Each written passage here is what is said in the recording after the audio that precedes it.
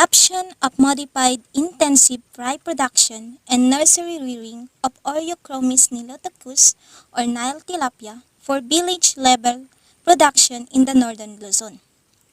In line with the Department of Agriculture's main goal in increasing and ensuring food production, availability, and accessibility, anchored in the new thinking, approaches, and capacitating the partners of the ground level through the adoption of technologies on tilapia hatchery and nursery, the modified intensive fry production and nursery rearing of Oreochromis niloticus or Nile tilapia, the advanced fingerling stage.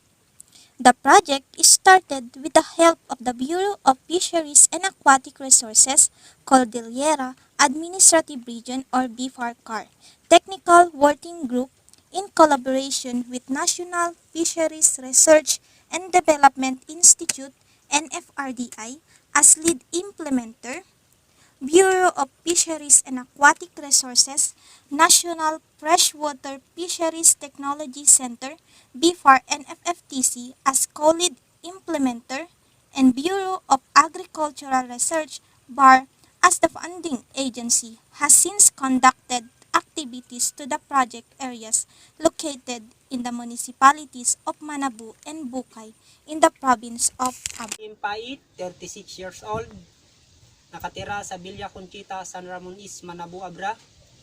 3 taon mahigit na nag-aalaga ng tilapia sa pond base. At isa ako sa mga mapalad na nabigyan ng project na ito na fry rearing na pinunduhan ng DABAR, BFAR, NFRDI, NFFTC. September 2020, nagsimula na akong mag-prepare sa pond para sa darating na project dahil isa ako sa mga napili. At noong October 2020 ay nag-deliver ang BFARCAR region ng mga gamit gaya ng mga hapa, feeds, grader, water pump at fry sa tulong ng PFO Bangged. At noong November 2020 ay nagsimula na kami sa first batch ng dispersal ng fingerlings sa first cycle. At hanggang sa kasulukuyan, naka-4 na kaming cycle na nadi-disperse na fingerlings at laking tulong sa income ng pamilya at laking tulong na rin sa komunidad sa mga gaya kong mangingisda or nag-aalaga ng tilapia. At ang naitulong ng project na ito sa paglago ng farm ay ang dati 2 pond lang na maliliit ang aking iminamanage ngayon at kumikita na ang project na ito. Ako'y nakapagpabakho ng additional pond mula sa 2 pond dati, ngayon 8 na fish pond ang aking napagawa dahil sa tulong ng project na ito. At marami pang iba na napundar gaya ng mga gamit sa farm, power sprayer, hose, at saka nakabayad na rin ng mga utang tapos loan sa motor ay natapos na rin. At nakapagpundar rin ako ng isang imported na buck goat para sa pagpapalahi ng alaga kong mga kambing. Ayun, at marami pang iba na naitulong ang project na ito, at lalong-lalo na sa mga gaya kong mangingisda o nag-aalaga ng tilapia sa pondman or fish cage at pen. Ang laking tulong sa kanila dahil hindi na sila maghintay ng matagal or hindi ma-delay yung production na kung kailan nila gusto mag-alaga dahil andito na sa malapit yung kakailanganing fingerlings at mababawasan rin yung problema nila sa mortality dahil nasa malapit na, hindi gaya ng dati na kukuha sa malayo, ma-delay yung production, tapos mataas pa yung mortality rate dahil sa layo at ibang klima sa lugar. Yung alaga natin dito na fingerlings ay adapted na sa klima dahil dito na alagaan, bagamat sa ibang lugar na breed, pero dito lumaki sa atin sa Abra, kaya adapted na yung klima sa kanila at hindi na sila mahirapan sa pag i-transport sa ibang munisipyo. Kaya maganda yung resulta ng mga mabibiling fingerlings dito sa farm natin. At yun ang magandang naidulot ng project na ito at nadagdagan pa ang kaalaman sa pag-aalaga ng tilapia sa tulong ng region, CAR, ng BFAR at PFO Bangged dahil sa mabuting pagtulong sa amin kung paano alagaan ang mga ito. Ako po si Mr. Alfredo Banyo, 64 years old, taga Barangay Bangbangkag, Nagbalitangan, Bukay, Abra. Hello po, ako naman po si Emma Ravara Banyo, ang may bahay ni Alfredo Banyo, na co-operator po nitong hatchery na palad na naibigay sa kanya noong nakaraang August 2020. Noong nakaraang taon, buwan ng Agosto, may mga bisitang dumating dito. Galing daw sila ng PFO. Naghahanap sila ng pwedeng gawin nilang mga beneficiary o cooperator na willing mag-alaga ng mga tilapia, na willing gawin yung fish pond nila as a tilapia hatchery. So noong una, para hesitate kami, parang ayaw namin tanggapin kasi parang hindi namin nauunawaan. But dahil sa encouragement nila, so na-challenge kami, kaya tinanggap namin yung ino-offer nila. So by that month, August, tiningnan nila yung fish pond namin at yun nga nakita nila na yung location ng fish pond ay napakaganda kung saan nandoon yung source of water. Malayo ito sa mataas yung area at malayo ito sa river na kung saan ay pwede itong ma-wash out. So possible na pwede nga magtayo ng hatchery dito dahil safe yung isda, hindi siya mababaha. So yun yung simula kung paano nakarating dito sa lugar namin ng Bukay itong hatchery na isa sa mga project ng mga na yon, iisa pa lang yung fish pond namin.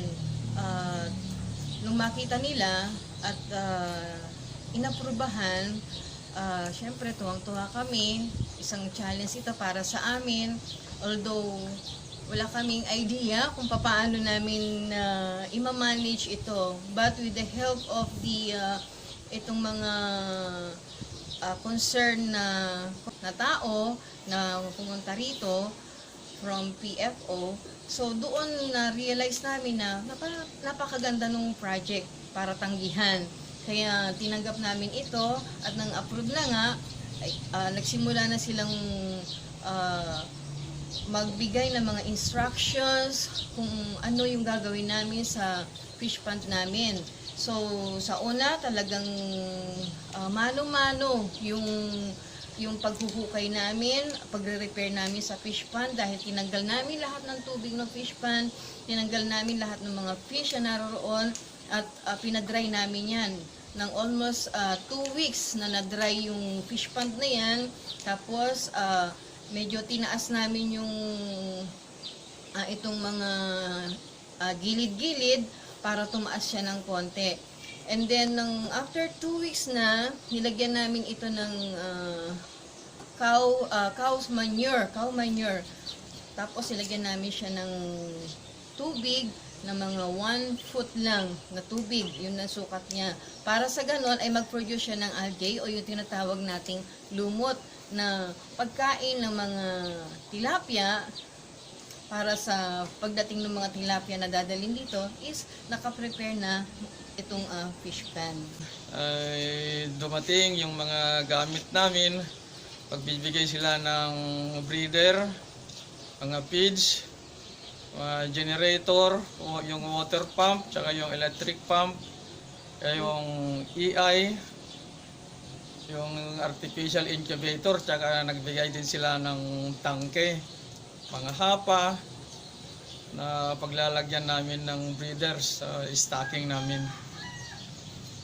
Malaking pasalamat ko sa bumubuo ng hatchery na ito na nagbigay, katulad ni Sir Mark. Ang layunin ng proyektong ito ay ang maturuan o ma-upgrade ang kaalaman ng mga mangingisda tungkol sa pag-aalaga ng tilapia at mapataas ang production ng tilapia sa probinsya ng Abra. Upang mas maganda o kaya epektibo ang resulta ng proyektong ito at teknolohiya, sila ay sumailalim sa virtual training noong Setyembre 9, 2020 upang mabigyan sila ng karagdagang kaalaman sa pagpapaanak o pagpaparami at pagpapalaki ng tilapia. Naganap rin ang MOA signing ng cooperators upang malaman ang mga tungkulin at responsibilidad ng bawat isa. Sa tulong ng proyektong ito, nabigyan ng kaalaman o mga estratehiya at technology na nagbigay sa kanila ng kabuhayan. Practice natin dito sa farm, mga natutunan sa tulong ng mga taga BIFAR region at TFO Bangged. Maraming salamat pa pala sa kanila sa walang sawang suporta sa pagtuturo sa amin dito sa farm.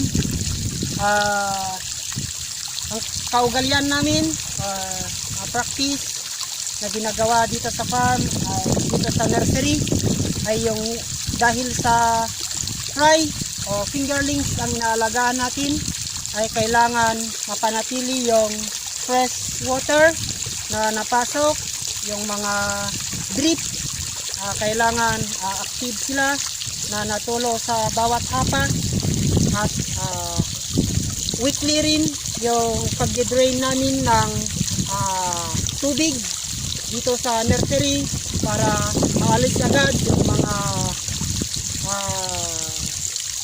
mabahong tubig para fresh lagi yung alaga natin mga fingerlings.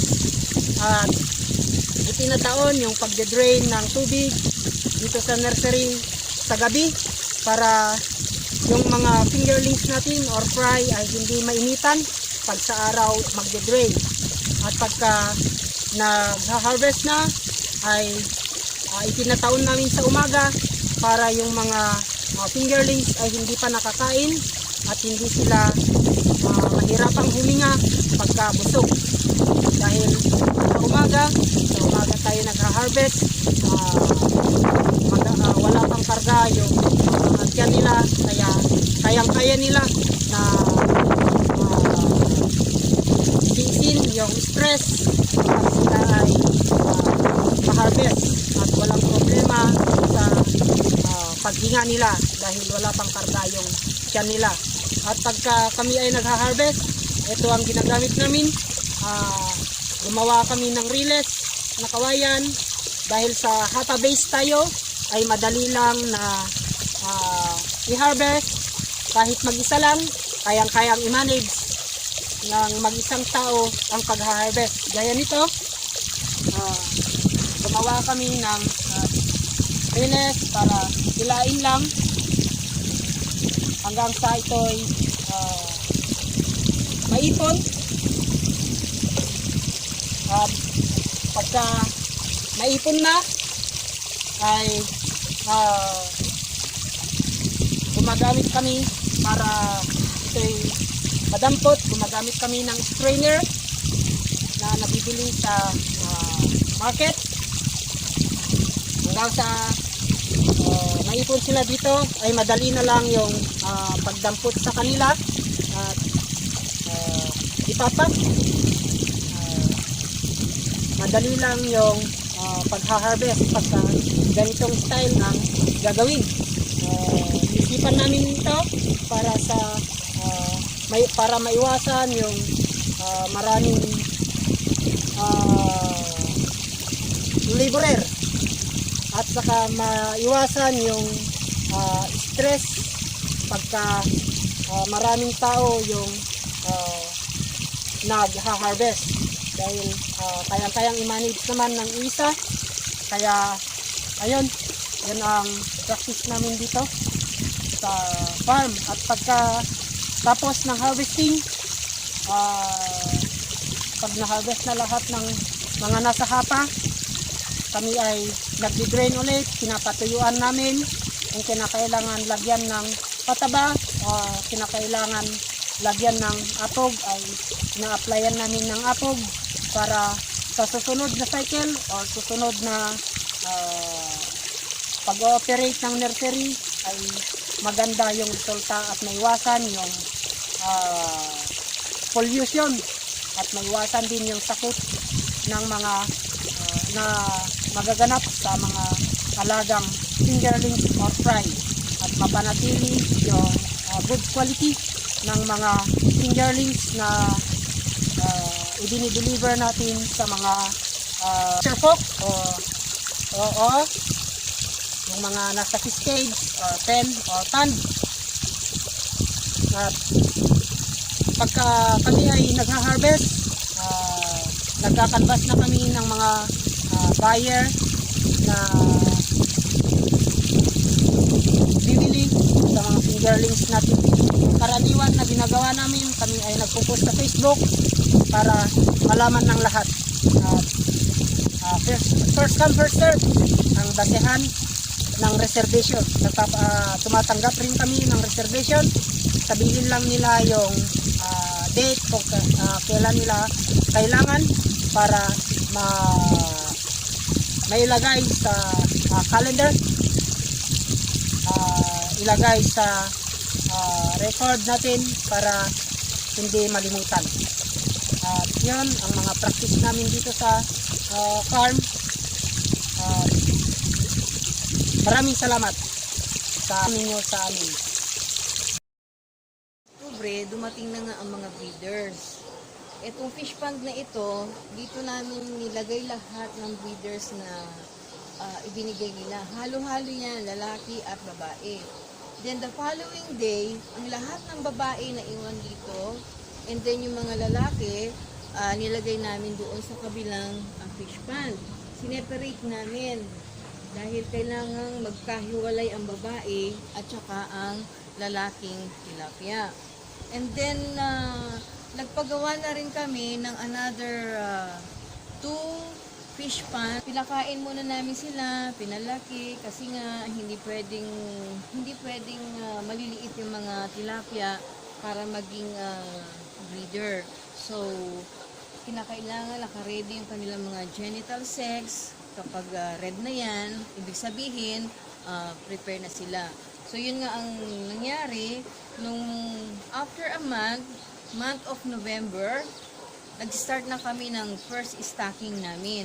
So, dito kami nagsimulang mag-stocking. Hapa-base kami. Hapa-base ang sinimulan namin. So, umabot ng mga 7 hapa yung nagamit namin na kung saan mayroong 21 na babae at 7 lalaki. Na pinili talaga sila, yung mga babae kinakailangan talaga malalaki yung katawan na nila at reddish na yung kanilang mga sex organ. Ganon din yung mga lalaki, kailangan maganda yung mga katawan din nila, and then reddish na rin yung kanilang mga sex organ.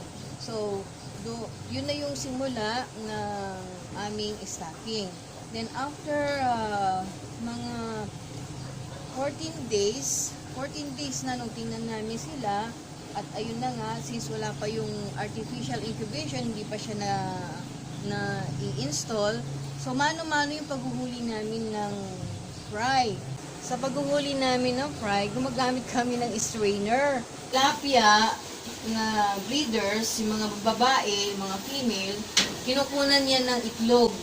At yung itlog na nakukuha, dito nilalagay sa jar, dito sa incubation jar. Yan, 1, 2, 3, 4, 5, 6, 6 yan. Depende kung gaano karami yung isda, yung itlog ng isda. Ang kina itong nasa taas, para merong pressure. At yung pressure, yun yung nagpapagalaw sa mga egg. Kinakailangan kasi gumalaw-galaw yung mga egg sa ilalim dahil sila yung makakatulong para mag-hatch yung mga itlog ng tilapia. And once na na-hatch na sila, dito sa mga tubo na ito, dito sila lumalabas. And then dito sila lalangoy na. So meron tayong tubo rito. Itong tubo na ito ay para hindi lumabas lahat yung mga fry. Makakatulong ito para hindi makalabas yung mga fry. Ito. At yung water level niya ay naka-steady. Hindi sila mawawala ng tubig. At nakakatulong din ito para lumabas yung mga dumi, para hindi masyadong marumi ang tubig. So, makikita natin sa ilalim, dito ay mga bato. Itong bato na to, isa sa mga filter system namin kung saan yung dumi naiiwan dito. And then may butas doon sa gilid na kung saan lalabas doon yung water na galing mula dito sa bato. Paglabas niya rito, andito naman yung uling, kung saan itong uling, may butas din dito, at yung lalabas na water dito, na filter na ng uling, eto na siya, yung tubig dito, clear na naman. Pwede na naman siyang higupin na itong pump na ito, papunta sa taas, and then ayan, paulit-ulit lang yan, cycle na. Sa ngayon, 6 na cycle na ang natapos ng hatchery site at nakapag-produce na sila ng mahigit 50,000 pirasong tilapia eggs at fry, at sa nursery site na sa ika-4 na siklo at nakapag-disperse na rin ng higit 500,000 mga tilapia fingerlings. May natitira pang 4 na cycle ang hatchery site at 2 cycle naman ang nursery site. Sa tulong ng proyektong ito, nagkaroon ng mga cooperators na pataasin ang kanilang production at palaguin ang kanilang kita. Salamat sa DA Bar, SFRDI, P4 NFFTC, P4 Car Office, ang PFO, and especially po itong Department of Agriculture for providing us to use this site. Itong water na nagagaling sa taas. Solar system po ito. Salamat po na marami sa mga tumulong, sa mga taong involved dito, mga agency involved. Papasalamat kami ng lubos-lubos. Though hindi pa natatapos ang project, kita na namin na may magandang hinaharap itong hatchery ito. Maraming po salamat. thank you Apo. Laking pasasalamat sa BAR, NFRDI, BFAR, NFFTC, at sa BFAR Far Region, PFO Bangged. Maraming salamat sa pagtulong ninyo sa akin, sa paggabay sa project na ito. Maraming salamat dahil ako ang isa sa napili na nabigyan ng project na ito, at malaking tulong sa aking pamilya dahil may mga napundar mula sa project natin na ito.